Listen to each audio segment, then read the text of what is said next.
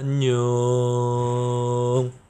자, 이제 태양계가 지난 시간에 다 만들어졌지? 이제 지구의 눈을 돌려보자. 빅뱅으로 우주가 어떻게 만들어졌나? 태양계가 어떻게 만들어졌나? 지구가 이제 어떻게 만들어졌나에 대한 얘기를 하고 있는 거지. 지구 탄생 초기에는 미행성체들이 지구에 엄청나게 충돌했어.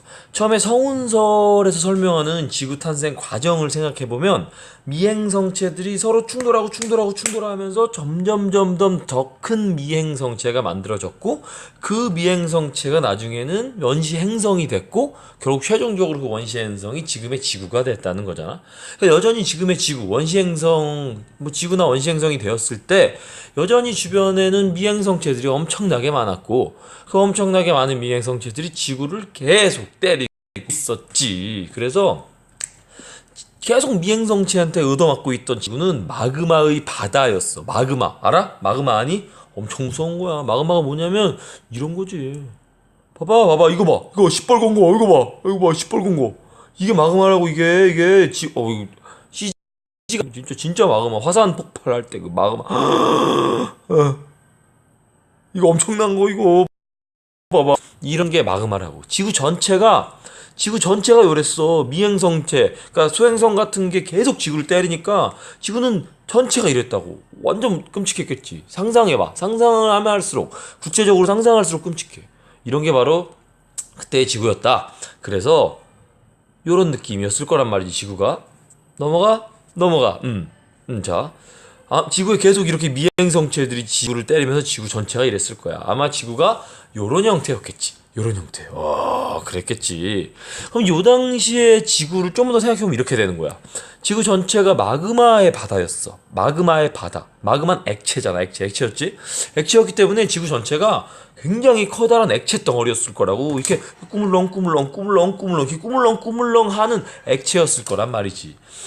이 액체였다는 게 굉장히 중요해. 액체이기 때문에 유동성을 가지고, 그 유동성 때문에 무거운 물질은 핵 쪽으로 아래로 내려가고, 가벼운 물질은 떠올랐겠지. 그래서 맨틀과 지각이 된 거야. 지구는 가장 바깥쪽에 지각이라고 불리는 껍질이 있고, 그 약간 안쪽에 맨틀이 있고, 그 안에 핵이 있잖아. 외핵, 내핵. 그래서 무거운 애들은 끌어당겨져서 중심부로 가고, 가벼운 애들은 위로 올라갔던 거야. 이게 다 지구가 마그마의 바다였기 때문에, 즉 액체였기 때문에 가능한 일이라는 거지. 그치? 그렇단 얘기야. 그래서 이게 지구의 단면도인데, 바로 이 지각과 멘틀, 이 부분은 바로 산소와 규소 같이 가벼운 원소. 얘네 가벼운 원소야, 비교적. 왜 핵과 내핵? 이 핵에는 철과 니켈 같이 무거운 원소가 가게 되었다. 그 상태로 이제 지구가 굳은 거지. 그러니까 무거운 애들이 중심, 가벼운 애들이 바깥쪽에 존재하게 되었다라는 이야기를 하고 있는 거야, 과학자들이. 그럼 이제 지구가 굳은 다음에 이야기를 하자. 지구가 굳었어. 굳은 지구는 이제 화산 활동이 굉장히 활발했어. 지각도 멘틀도 안정되지가 않았거든. 계속 폭발하고 터지고 난리가 났었지. 그러면서 굉장히 많은 기체가 분출돼. 미행성체들이 자기가 가지고 그 기체를 가진 채로 계속 부딪혔잖아. 그러면서 지구의 내부에 그 기체들이 쌓인 상태라고. 근데 그게 화산 폭발로 밖으로 나오는 거지. 그때 수소나 이산화탄소나 질소나 수증기 같은 기체들이 엄청나게 나온 거야. 그래서 지구의 대기가, 지구를 메꾸고 있는 기체가 바로 이런 애들이었다는 거지. 나 오늘 좀 약간 흥분했니? 흥분하면 안 되는데. 오늘 불금이라서 좀 흥분했나? 하지 않겠어. 자, 침착하게 하겠어. 요런 애들이 지구 대기를 채우고 있었다. 그런데 수소나 기타 가벼운 애들은 일단 그 당시에 지구의 온도가 굉장히 높아서 얘네 운동 속도가 엄청 빨랐겠지. 슝슝슝슝슝슝슝 막 날아다녔을 거란 말이야. 그래서 이 가벼운 애들은 높은 온도 때문에 속도가 빨랐고, 그래서 지구의 중력에 묶이지 않고 날아가 버릴 수가 있었어. 그래서 초기 지구에서는 가벼운 기체들이 굉장히 많았지만 다 날아가 버린 거야. 지구를 탈출해 버렸어. 탈출해 버렸고, 무거운 기체만 지구에 남아 있게 돼. 이 과정을 이해해야 돼. 무거운 기체를 하면, 비교적 얘네보다 무거운 기체, 수소보다 무거운 기체를 하면 요런 애들이 바로 무거운 기체겠지. 이런 애들이 무거운 기체가 남아서 남아있게 됐다는 거지. 그런데 지금 지구의 대기 조성비를 보면 질소가 78%고 산소가 21%야. 어? 이런 애들 남아있다며. 근데 왜 질소랑 산소가 대부분이지? 나머지는 아르곤 요만큼, 나머지 기타고. 그럼 얘네 둘, 이산화탄소랑 수증기는 도대체 어디 간 거야? 남아있었다며. 그럼 어디 갔냐? 과학자들은 이렇게 설명해. 이산화탄소는 바닷물에 녹아서 석회암으로 바뀌었다라고 얘기해. 석회암이 CaCO3, 이 탄산칼슘이 석회암의 주성분이거든. 그래서 이 석회암이 만들어질 때 이산화탄소가 굉장히 많이 필요해. 그래서 얘가 바닷물에 녹으면서 석회암이 되어서 대기 중에 있던 이산화탄소가 원래 엄청 무슨 소리야? 엄청 많았는데 바닷물에다 녹아 들어가 버렸고, 또 이 수증기는 어디 갔냐? 수증기는 원래 공기 중에 수증기가 엄청나게 많았는데 지구가 시간이 갈수록 지구의 온도가 점점 내려가고 지구가 식으면서 지금 땅 밑에 물이 하나도 없지? 하나도 없어. 수증기가 지구 대기를 가득 채우고 있었는데 지구 온도가 내려가다가 그 수증기가 물이 될 수 있는 온도가 되었을 때 100도 이하가 됐겠지? 그쯤 되었을 때 하늘에 있던 모든 수증기가 우르르르르르 비가 되어서 내린 거야. 그게 바다가 됐다는 거지. 굉장히 멋져. 상상해봐. 엄청 멋지다. 아무것도 없는, 물기라고는 없는 그런 산과 그런 땅만 있었는데 하늘은 뿌였어. 가득 찬 수증기로. 그치? 수증기가 뿌옇진 않았겠다. 아무튼 수증기가 가득했어. 근데 그게 어느 순간 갑자기 비가 되면서 내리면서 바다가 만들어진 거라고. 엄청 멋있는 거야. 그렇게 됐다. 그래서 아마 그 당시에 지구가 요런 느낌이 아니었겠는가? 라는 거지. 자, 애매하게 끊어져서 여기서 끝나? 안 끝나. 여기서 안 끝났어. 애매하니까 좀 더하게 해서 뭘 더하냐면 바로 다음 단원 넘어가는 거지. 애매하지? 미안해. 이렇게 하고 싶지 않았어 나도. 근데 어떡하겠냐. 이렇게 돼버린 걸.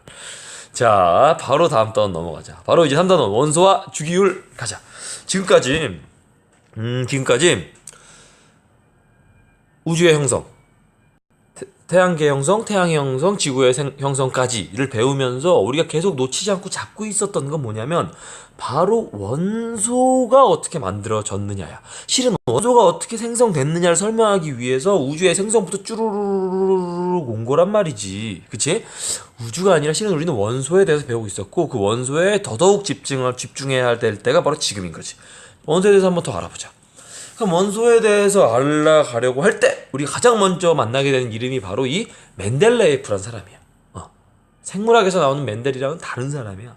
이 멘델레예프는 화학의 아버지라고 부르는 사람이야. 아버지. 화학의 아버지. 이렇게 생겼지. 왠지 아버지처럼 생겼지. 화학의 아버지인데 왜 이 사람을 화학의 아버지라고 하냐면 화학이라는 학문이 이렇게 체계적으로 정착되는 데에는 주기율표가 굉장히 큰 역할을 했어. 이게 무언가가 학문이 되려면 규칙이 밝혀져야 되고 어떤 체계성, 시스템이 만들어져야 되거든. 그 시스템이 만들어지는데 굉장히 큰 영향을 준 게 바로 주기율표였고 그 주기율표를 체계적으로 가장 먼저 만든 사람이 바로 이 멘델레예프라는 사람이기 때문에 화학의 아버지라고 부르는 거지. 우리가 원소에 대해서 배울 때 가장 먼저 언급하고 넘어갈 수밖에 없는 중요한 분이죠. 이 멘델레예프는 무슨 얘기를 했냐면 원자들은 뭐야 왜 이래? 원자들이 중구난방하게 지 멋대로 막 있는 것 같지만 이들의 성질을 가만히 살펴봤더니 주기적으로 어떤 성질이 반복된다는 걸 이 아저씨가 확인을 한 거지. 그래서 어차피 반복된다면 어떤 체계적으로 정리할 수 있지 않을까라는 생각을 했었고 이 사람은 그래서 원자량은 그냥 지금은 단순히 원자의 질량, 그냥 원자의 무게 아니긴 하지만 그냥 쉽게 이해하기 위해서 원자의 무거운 정도라고 생각하자.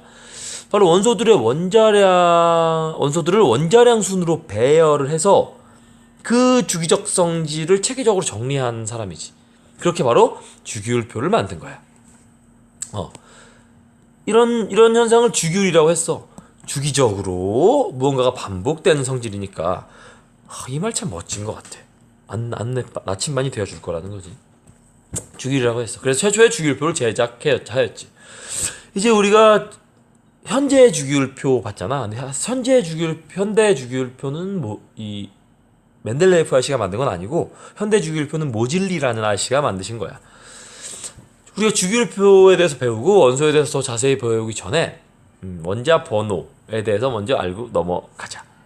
원자 번호가 어떻게 측정되는 거냐면 바로 원자핵 속에 들어있는 양성자 수로 원자 번호가 결정돼.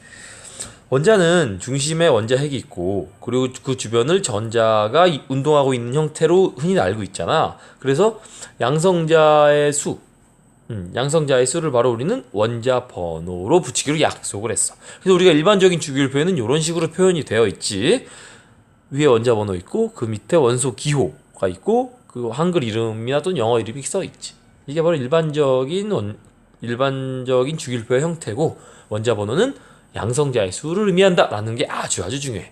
원자 번호는 양성자의 수를 의미하기도 하고 또 중성원자의 전자의 수를 의미하기도 하지. 중성원자라는 건 전기를 띠지 않은 원자잖아. 근데 양성자가 하나면 얘가 중성이 되기 위해선 전자도 하나 있어야 되고 양성자가 두 개면 얘가 중성이 되기 위해선 전자도 두 개 있어야 되니까 원자 번호는 양성자 수고 양성자 수는 중성원자의 전자 수다라는 것까지만 알고 오늘은 넘어가자. 안녕. 안녕. 안녕. 안녕. 안녕. 안녕. 안녕. 안녕.